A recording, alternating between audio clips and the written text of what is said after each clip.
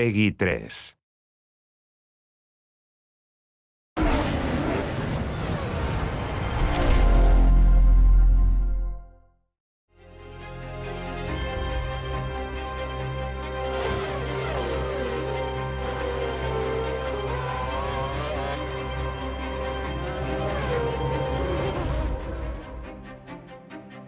As people get more and more accustomed to Formula One, they want to notch it up. Every year we're learning something new, every year we're pushing to improve that experience.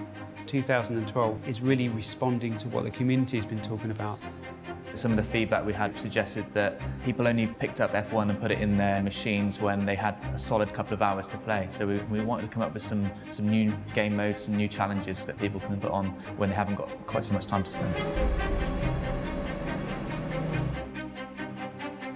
One of the new modes for 2012 is called Champions mode, with 6 world champions on the grid this year. We thought it'd be interesting if we made a scenario mode about trying to beat each of those champions across progressively difficult challenges. So it's really based around 3, 4, 5 laps of just intense driving. The race is in progress. Can you overtake and defeat this champion driver?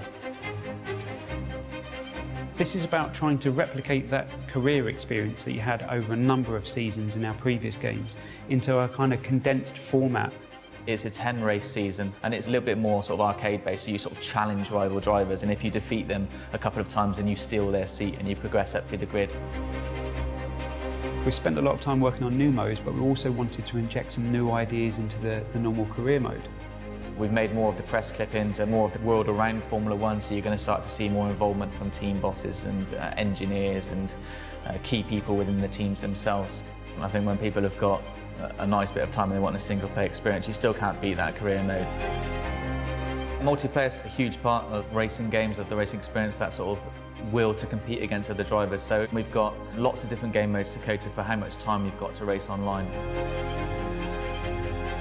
I think with Formula One, people like the thought of qualifying and getting the grid and that sort of pressure of that environment. So we've introduced one-shot qualifying rather than one 10-minute session or 3 knockout phases. It's, you know, what can you do in one lap? That one lap's going to determine your grid position. So that adds a lot of pressure. 2012 really is something completely unique. This is about playing Formula One your own way.